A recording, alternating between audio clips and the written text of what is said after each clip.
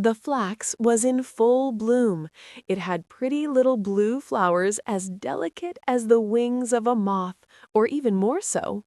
The sun shone and the showers watered it, and this was just as good for the flax as it is for little children to be washed and then kissed by their mother.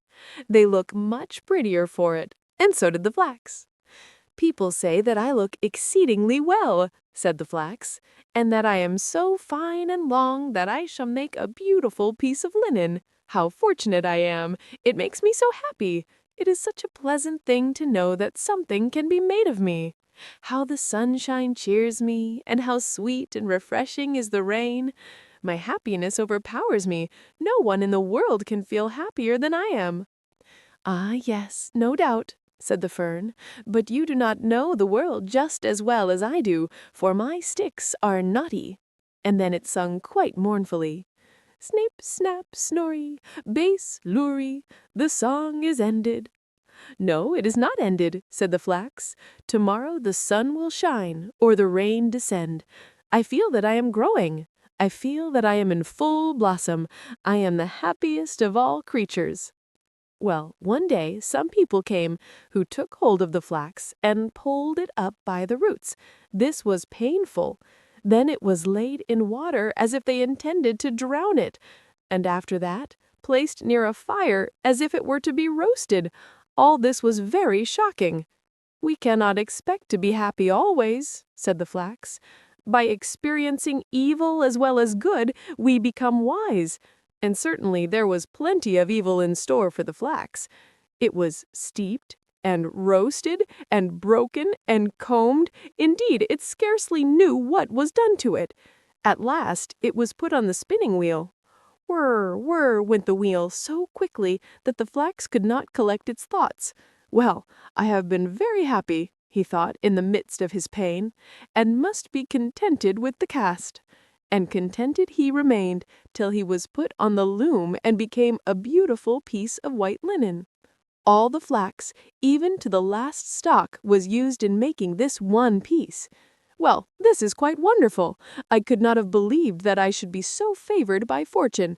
The fern was not wrong with its song of snip, snap, snorri, bass, lurry. But the song is not ended yet, I am sure. It is only just beginning. How wonderful it is that after all I have suffered, I am made something of at last. I am the luckiest person in the world. So strong and fine, and how white, and what a length! This is something different to being a mere plant and bearing flowers. Then I had no attention, nor any water unless it rained. Now I am watched and taken care of. Every morning the maid turns me over, and I have a shower bath from the watering pot every evening. Yes, and the clergyman's wife noticed me and said I was the best piece of linen in the whole parish. I cannot be happier than I am now." After some time, the linen was taken into the house, placed under the scissors, and cut and torn into pieces, and then pricked with needles. This certainly was not pleasant, but at last it was made into 12 garments of that kind that people do not like to name, and yet everybody should wear one.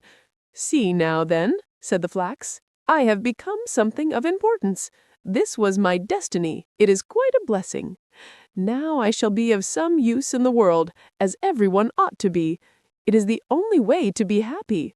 I am now divided into 12 pieces, and yet we are all one and the same in the whole dozen. It is most extraordinary good fortune." Years passed away, and at last the linen was so worn it could hardly hold together. "It must end very soon," said the pieces to each other.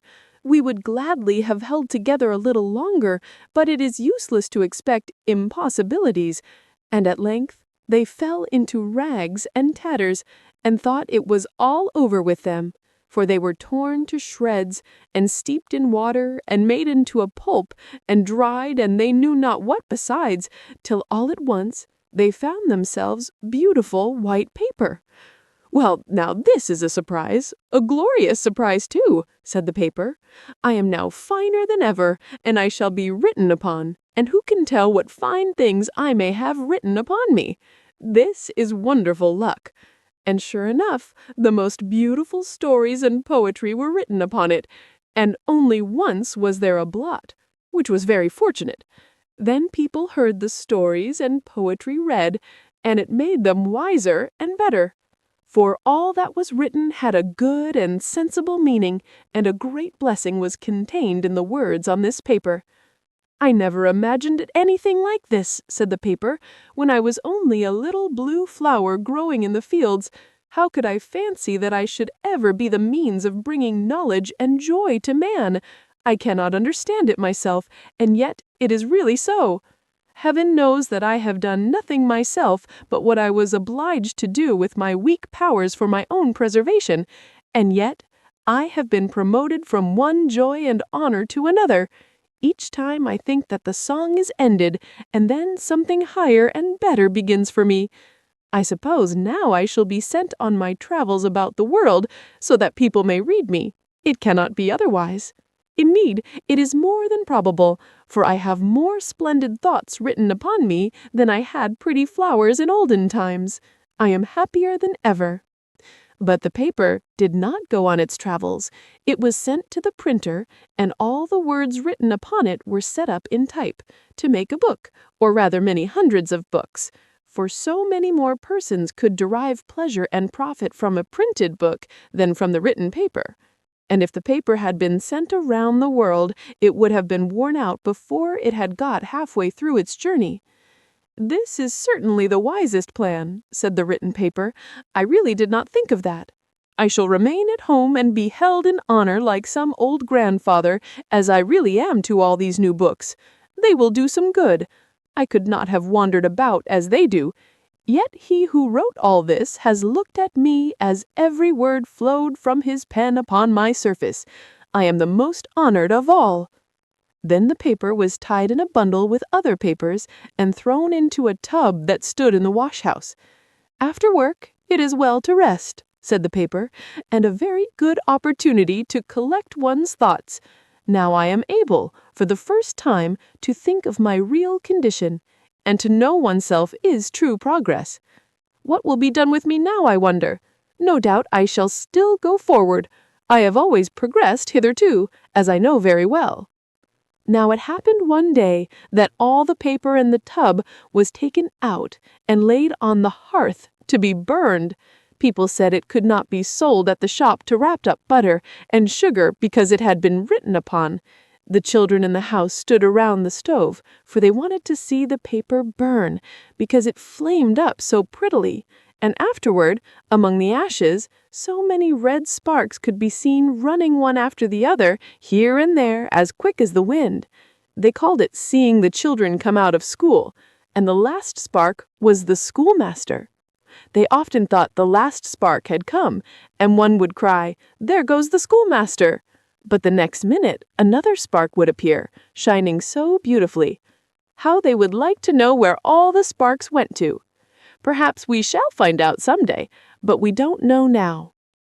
The whole bundle of paper had been placed on the fire, and was soon alight. It was certainly not very pleasant to be burning. But when the whole was wrapped in flames, the flames mounted up into the air, higher than the flax had ever been able to raise its little blue flower, and they glistened as the white linen never could have glistened. All the written letters became quite red in a moment, and all the words and thoughts turned to fire. "Now I am mounting straight up to the sun," said a voice in the flames, and it was as if 1,000 voices echoed the words. And the flames darted up through the chimney and went out at the top. Then a number of tiny beings, as many in number as the flowers on the flax had been, and invisible to mortal eyes, floated above them. They were even lighter and more delicate than the flowers from which they were born. And as the flames were extinguished, and nothing remained of the paper but black ashes, these little beings danced upon it, and whenever they touched it, bright red sparks appeared. "The children are all out of school, and the schoolmaster was the last of all," said the children. It was good fun, and they sang over the dead ashes. "Snip, snap, snorri, bass lorry, the song is ended." But the little invisible being said, "The song is never ended, the most beautiful is yet to come."